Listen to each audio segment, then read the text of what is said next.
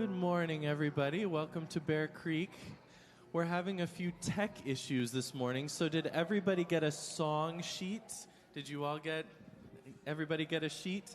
This is your guide to all the words this morning. So if we're singing a song, look down at that sheet, and it's most likely the song that we're about to sing. Sound good? So let's get together and start singing this morning. Would you stand up as we sing our first song together? Invite you to stand.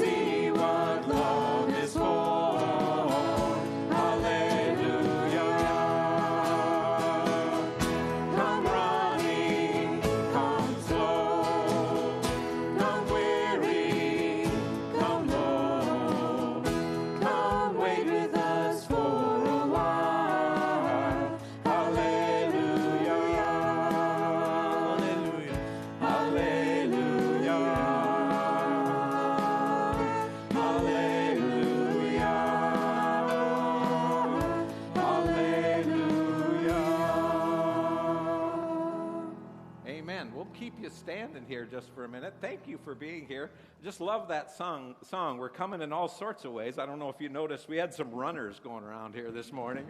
That's always fun. So if they got in between your legs and came through the back way and crawled. I remember when I was a little kid one time, I got in super big trouble in church because I started in the front pew and I crawled all the way back to the back. And my mom and dad were so mad at me, but we don't care here.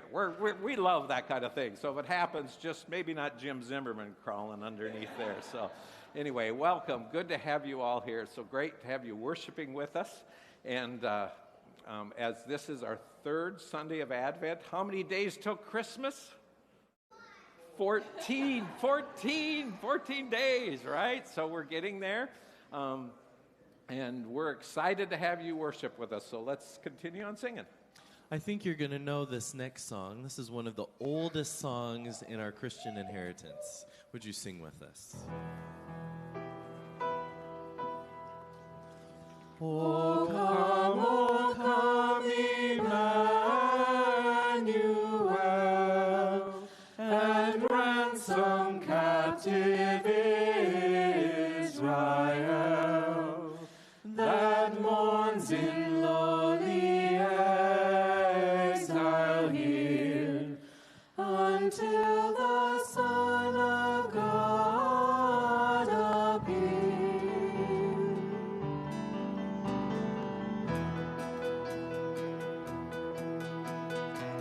The world waits for a miracle. The heart longs for a little bit of hope. Oh come, Emmanuel. Let's sing that again. The world waits for a miracle. The heart longs for a little bit of hope. Oh come, Emmanuel. Spirit of the incarnation, be with us, we pray through the dark. Spirit of the incarnation, be with us, we pray through the dark.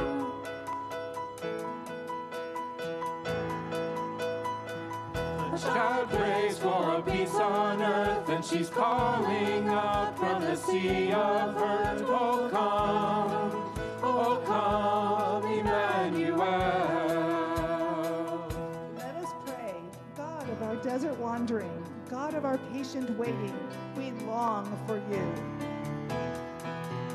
Oh come, O wisdom from on high, who ordered all things far and nigh. To us the path of knowledge show, and teach us in this way to go. Rejoice, rejoice, Emmanuel shall come to you, O Israel. Oh, come, O bright and morning star, and bring us comfort from afar.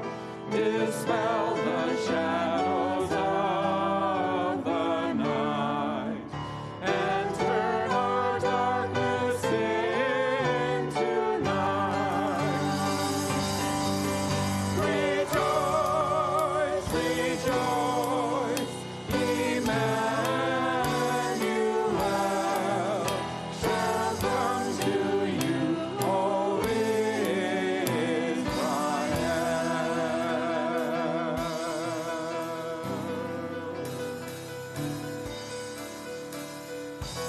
And all the people said, and now you get a chance to warm this place up even more. You can turn to your neighbor, get out of your pews a little bit, out of your chairs a little bit, and say hi and greet each other.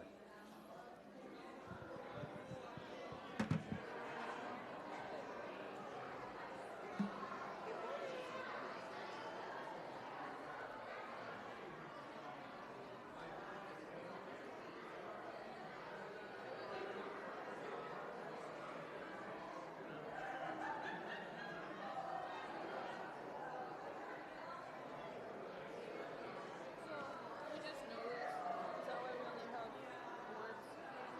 Oh, it's here. I know. So the holly, holly, holly is after this.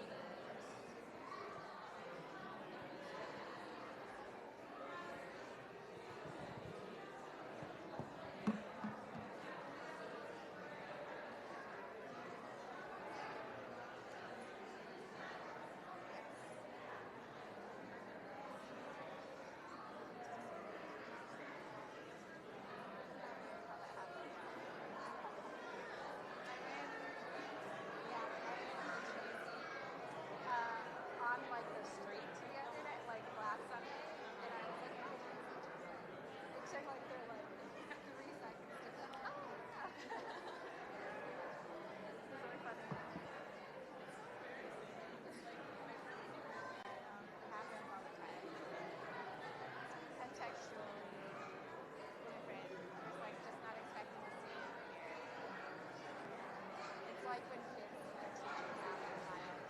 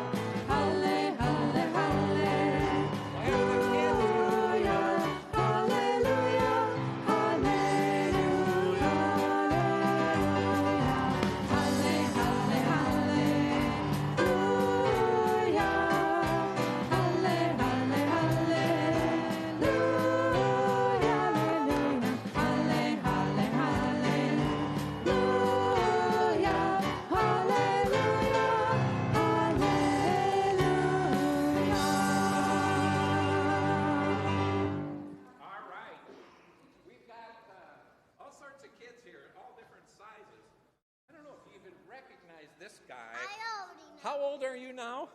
I'm 10 years 10 years old. And what's your name? And whose cousins are you? Yeah. Well, good to have you back. How are we all doing? Good? By the way, some of these kids are working really hard because next Sunday, right at the end of church, they're on. Pretty excited about that.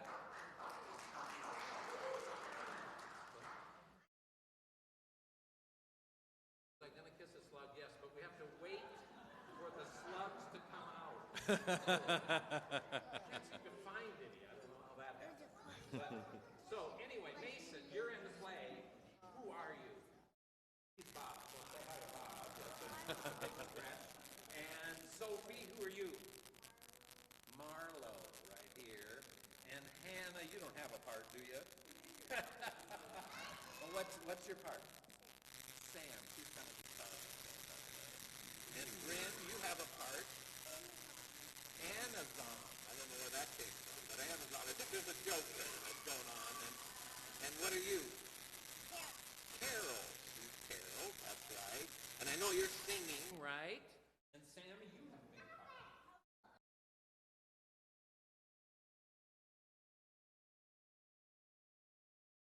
We are looking, look back here. Who's this big tall guy here? Joseph. Thank you.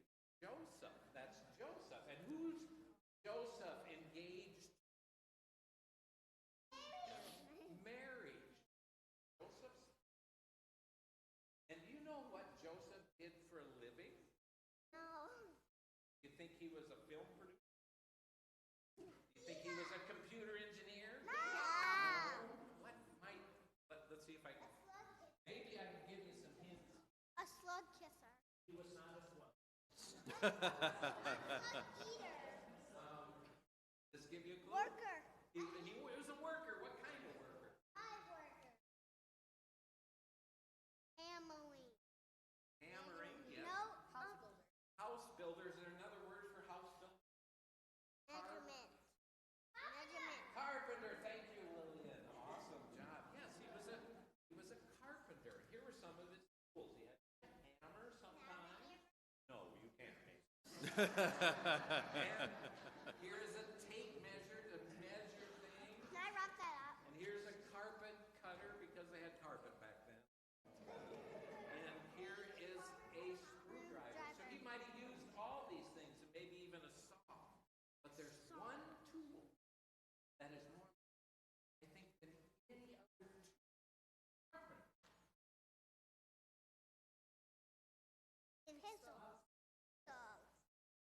What would you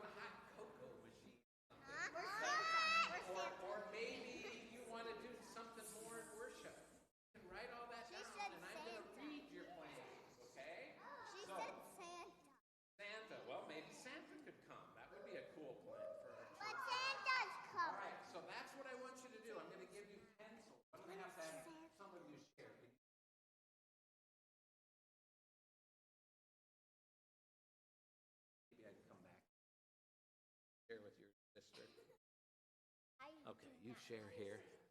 I do not have Okay, so take that pencil home and you're going to come back with a whole bunch of plans for me, right? I don't have. No, that's why you have one all by yourself.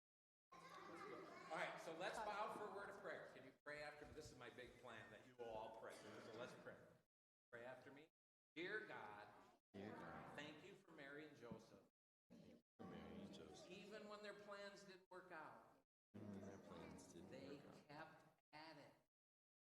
They kept Jesus. Help us to keep at it, no matter what happens. Keep writing new plans. Right, and I'm going to have, what's your name? Austin. Everybody go by Austin. Be careful here, guys.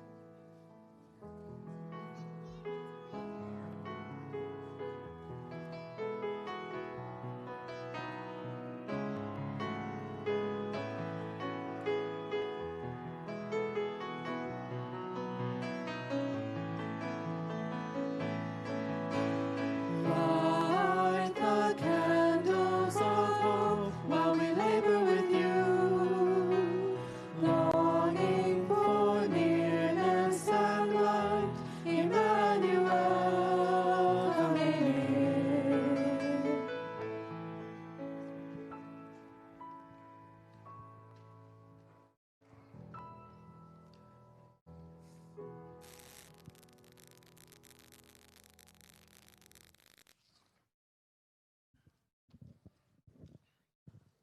Today we hear from Joseph. He is just about to receive big news.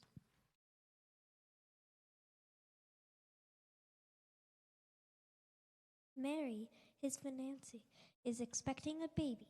Not just any baby. This very special baby is the Son of God.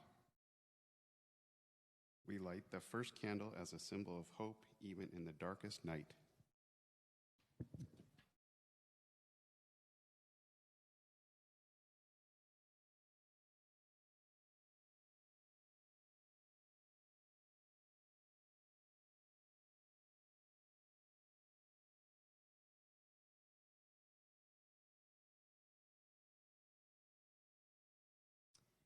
We light the second candle as a sign of the Christ child coming near.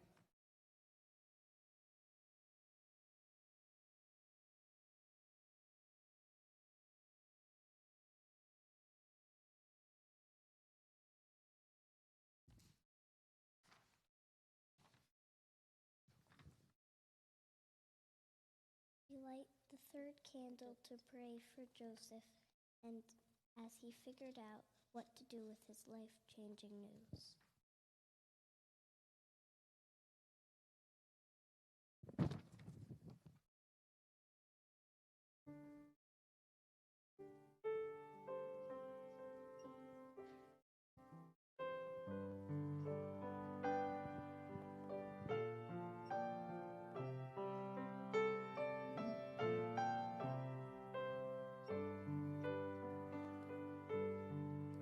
A righteous man of Nazareth had his whole life turned upside down. He had a choice to raise a child or to leave everything behind. Would you join us in singing this first verse? A righteous man of Nazareth had his whole life turned upside down. He had a choice to raise a child or to leave everything behind.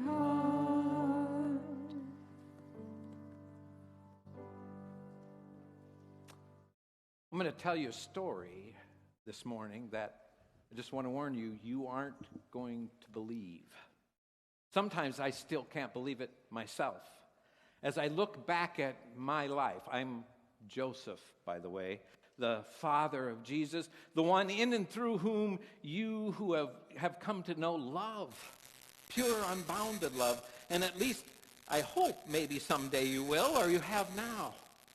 And to tell you the truth, It's taken me all my life to believe what has happened in my heart. And believe it or not, it all started off with one of those pencils.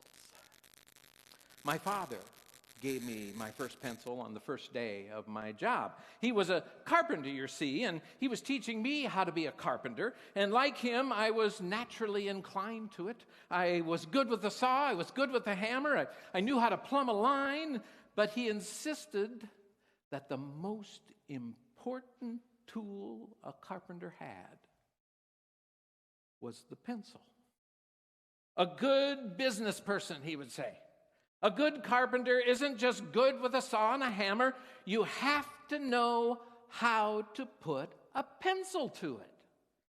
The pencil, Joseph, never lies. Every job, your heart will leap and believe that you can finish it sooner than you can, that it will go perfectly according to plans. But that's just dreaming, Joseph. Those dreams just skew the figures, my man. The pencil. It's the pencil that never lies. Put a pencil to it, Joseph. And that worked for me over and over again. That pencil has made me a better business person, and it's made me more money than I ever thought I would make. But I ask you this with all my heart. How do you put a pencil to a human life? To a human life you love with all your heart. To a relationship that's built not on facts and figures, but on hopes and dreams. How do you put a pencil to someone as bold and beautiful as my Mary? How do you do that? Now, before you start wandering around here, let me put something away for you right away. Yes, I know it's not something you do these days, arranged marriages. You find them archaic, and in some ways they were. But my arranged marriage to Mary was much more than pencil and paper and figures. You might have in your head that my family made all the arrangements with Mary's family, and we were just ones to obediently play our parts of husband-to-be and wife-to-be. But from the first time I set eyes on Mary, I knew this was way more than an arrangement. To get to know each other, we had to do that. And to get times we had together alone, we both, I think, started to feel something more than figures, something more than penciling. You might call it today maybe a spark, right? Or a glimmer in your eye. But the first time I felt Mary's hand reach gently over the abyss and touched mine, it was more like someone had lit a candle between us. A slow, warm glow entered my heart and filled it. And every time I saw her, every time her gentle gaze lifted up and met mine, that warm glow just grew brighter and just a little warmer and filled me up even more. Much of that time, to be honest, was with pencil in hand. I am my father's disciple, after all. We'd take long walks on the outer streets of Nazareth and look at plots of land where we might start to build a house. Mary was always so gentle in how she made suggestions. I'd come up all excited about some staircase I was going to build up into our sleeping loft, and she would just listen with all of her heart to all my dreams, and then she would just calmly pat me and whisper, "Could there, Joseph, be a bread box, maybe a proofing box for bread in the kitchen? Or could we make those steps just a little smaller, just in case we have little feet that need to climb up there. And if there were any disagreements, and there weren't many, she was always one to listen first to everything I had to say. And she didn't just listen to try to figure out a way she could win the argument. She wasn't like me. She listened to what was underneath. And that longing I had. And that always made all the difference. And when suddenly our hearts came together as one for that first time, it was as if it wasn't just my love and her love between us, but something greater. God's love. We felt as if God had brought us together from some greatest purpose. And it was then and there that we decided that this spot would be a place. We didn't just build a house, didn't just build a home, but instead we built a sacred place, a sanctuary built on love, much greater than ours, a pure, unbounded love, a God-serving love.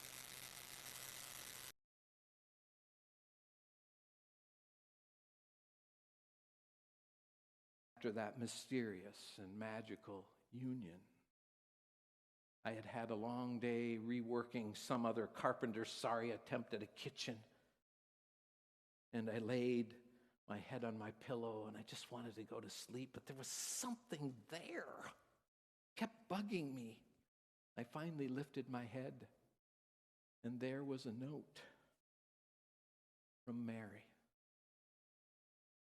Joseph, my love, it read, please come to our sanctuary tonight. I desperately need to talk to you. Joseph, I've never needed your loving gaze more than I need it now. P.S. No pencils, please. Just you. I quickly put on my clothes and ran out to that sanctuary. And there was Mary. She looked so distraught. I hardly recognized her. Usually when we met, she would make a point to meet my eyes with her gaze to seek out my love. But this night, she couldn't seem to look at me at all. Her eyes were down as if she were in shame of some kind. And as soon as she saw me, she burst into tears and seemed to sink to the ground. I didn't know what to do at first. Did she want me to approach her from a distance? Did she want me to come over there and wrap my arms around her? Or just sit next to her? And so like an idiot, I just stood frozen. And then finally, she patted the seat beside her. And I sat. And her gentle and loving hand slowly touched mine as she whispered, Joseph, I need you to hear this with all of your heart. My love, with every ounce of your heart, because that's the only way we're going to survive this. And then she used every ounce of her will to meet my gaze, and she whispered, don't judge me, Joseph. Don't judge us. I am with child. And it was then that the pencil, that darn pencil, came rushing into my mind. I wanted to look at her with love and tell her that my love, no, not my love, our love was strong enough to withstand anything, that together we could get through this. But was it? I mean, could it really? I mean, if you put the pencil to it, Mary was in danger. We weren't married yet. Maybe that doesn't mean anything to you, but the laws in those days were archaic and absurd. In the end, if folks found out that Mary was pregnant out of wedlock, There was a certain segment of our town in Nazareth that was often whipped up into a frenzy in these kind of situations, and the law technically was on their side. They could throw Mary out of the city and stone her to death if they wanted to. And we'd seen it happen.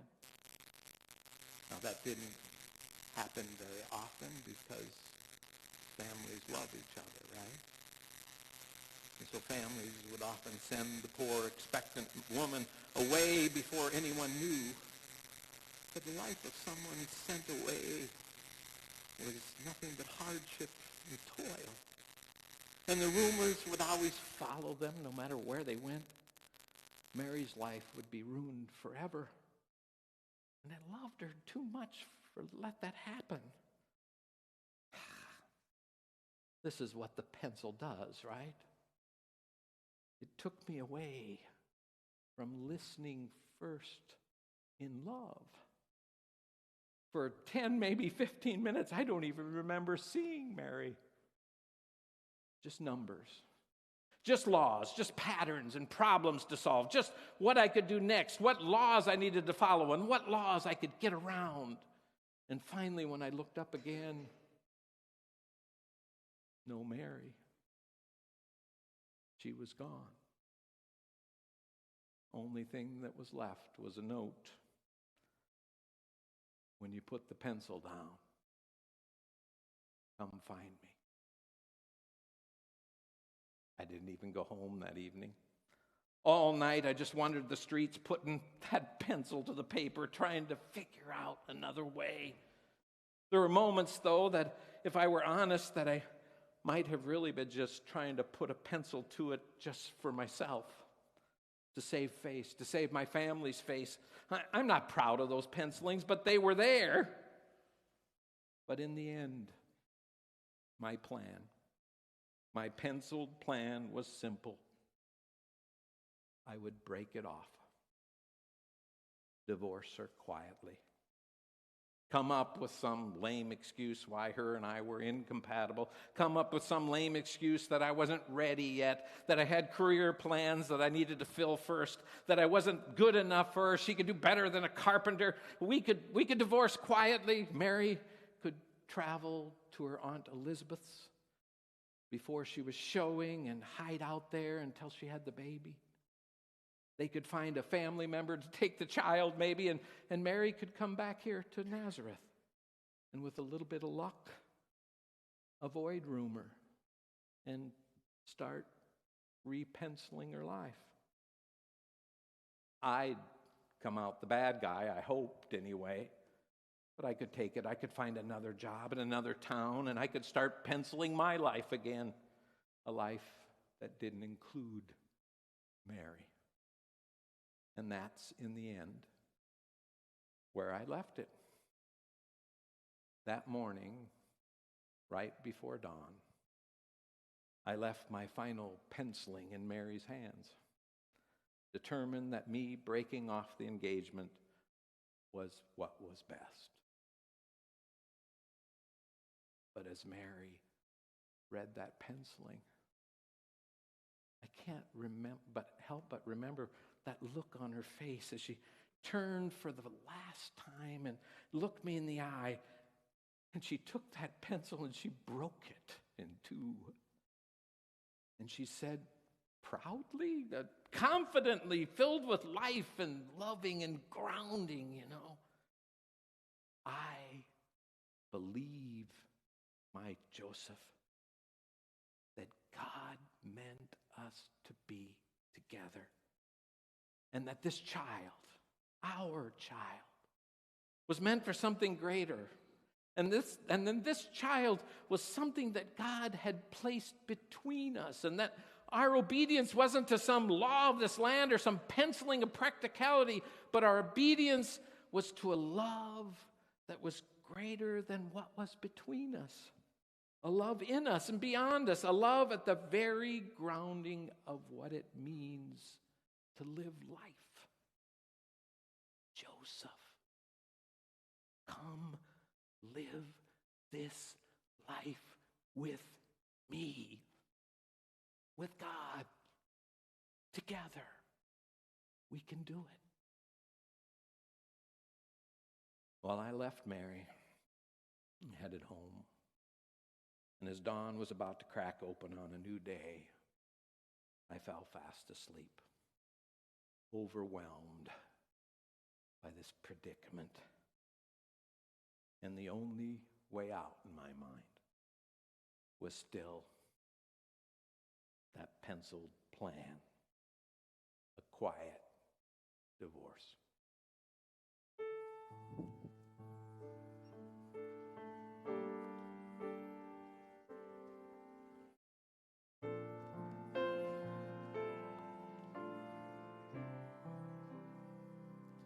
That night an angel came to say, "Dear Joseph, it is all okay. Please do not worry, God's with you and holds you in a greater plan."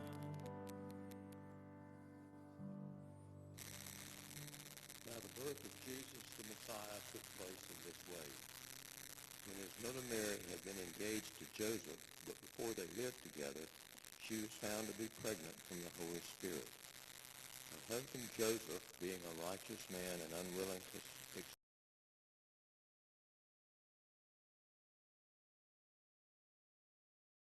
do this, an angel of the Lord appeared to him in a dream and said, "Joseph, son of David, do not be afraid to take Mary as your wife, for the child conceived in her is from the Holy Spirit. She will bear a son, and you are to name him Jesus, for he will save his people from their sins." All this took place to fulfill what had been spoken by the Lord through the prophet. "Look, the virgin shall become pregnant and give birth to a son, and they shall name him Emmanuel, which means God is with us." When Joseph awoke from sleep, he did as the angel of the Lord commanded him. He took her as his wife, but had no marital relations with her until she had given birth to his son, and he named him Jesus.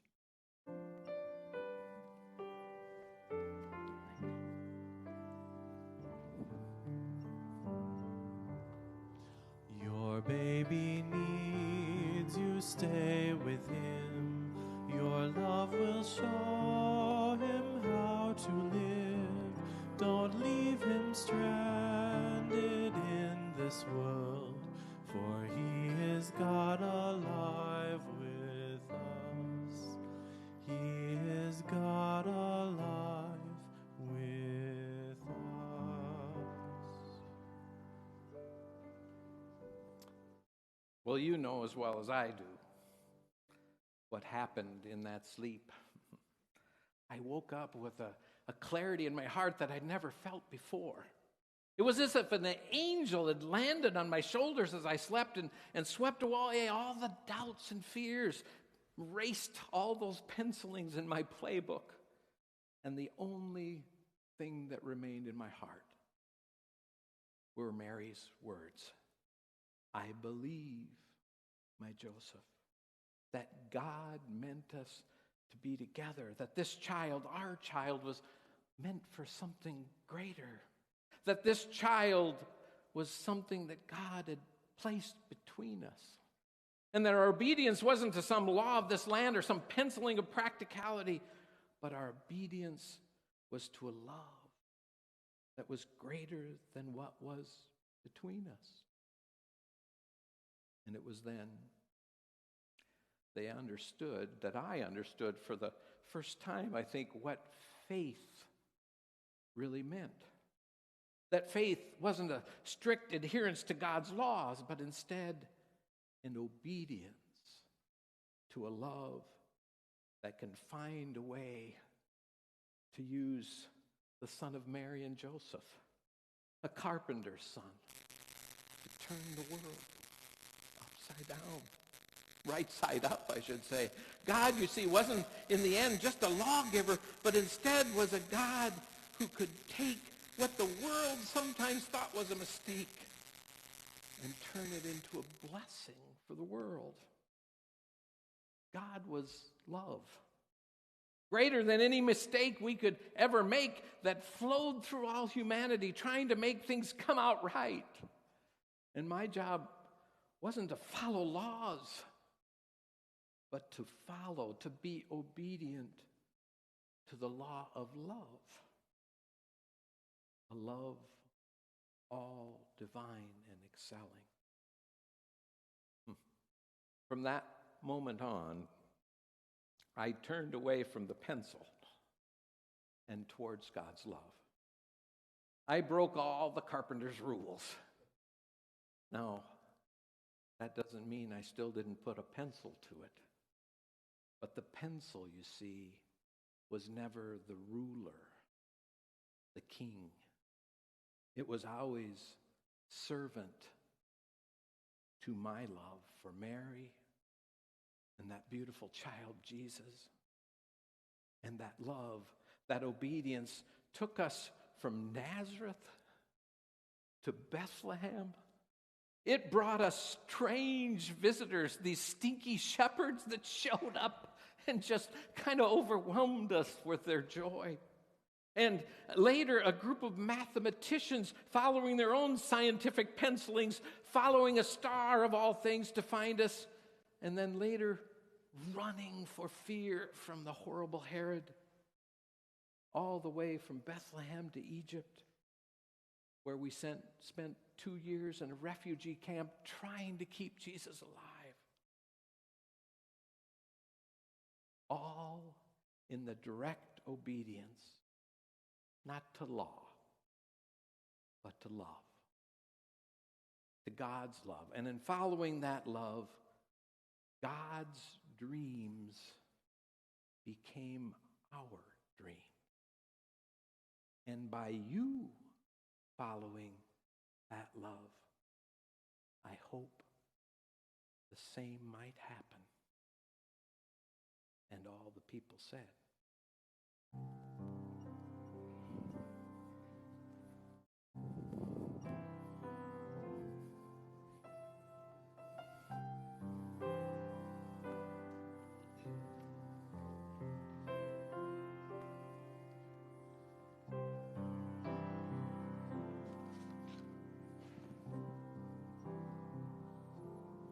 How could it be this baby soon to be waiting now so peacefully?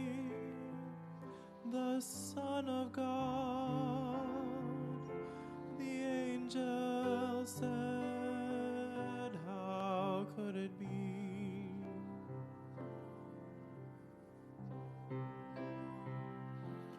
Lord, I know he's not my own, not of my flesh, not of my bones.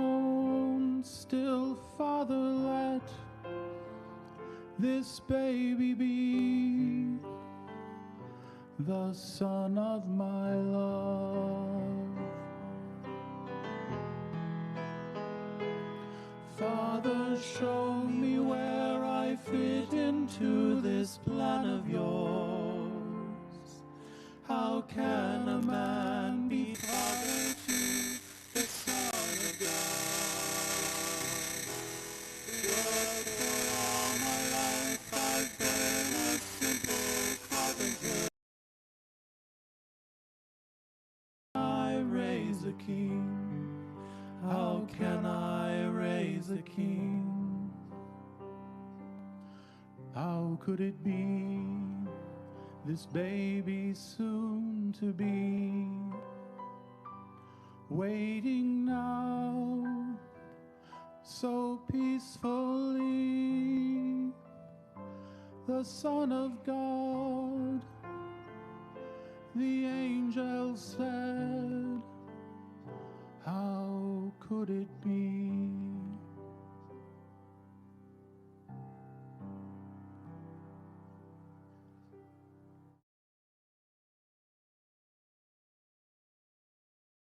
the people said, amen. Beautiful.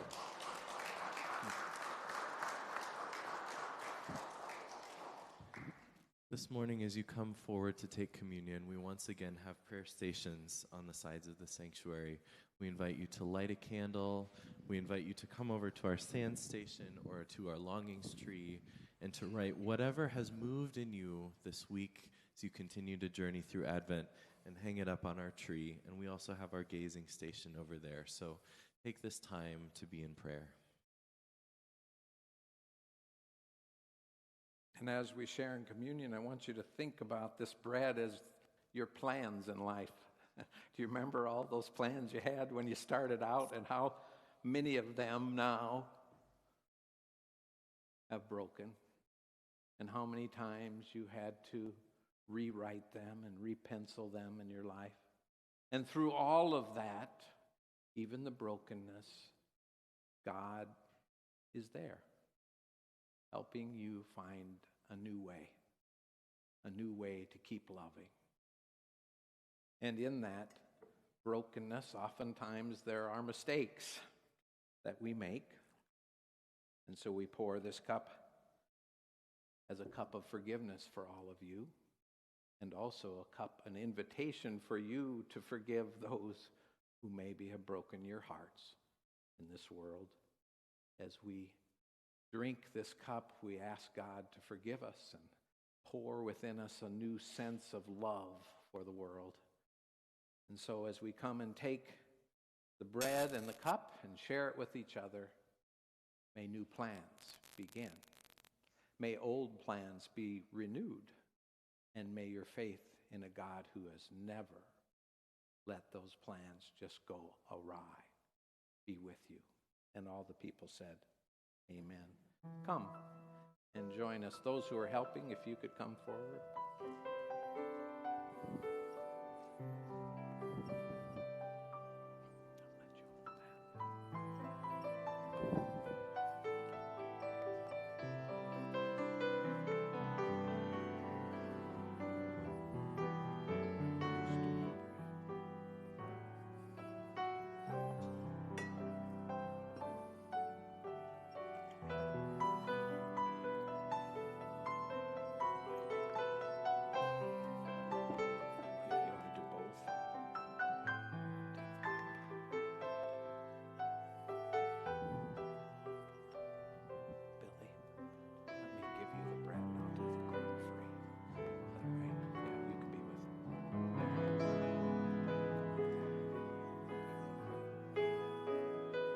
Come and feast.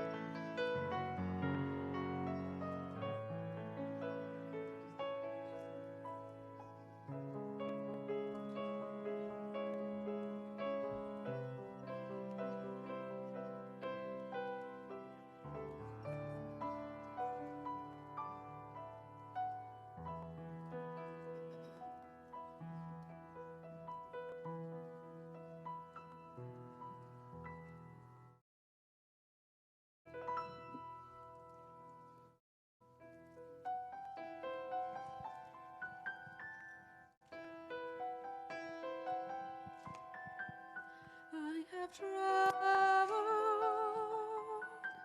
many moonless nights, cold and weary,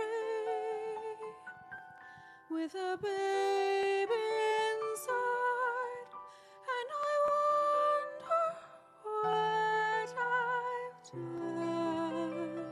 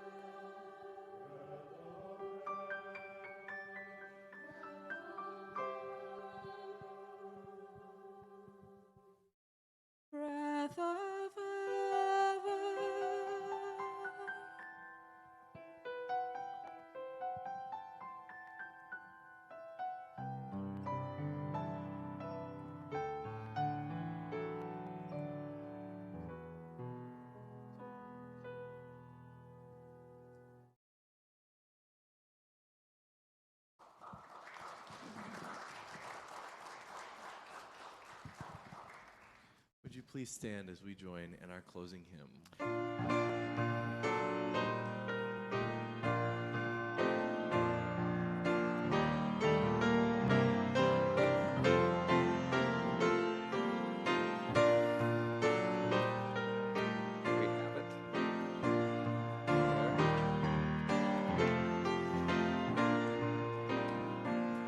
It came upon a midnight clear, that glorious song of old, from angels bending near the earth to touch their hearts of gold.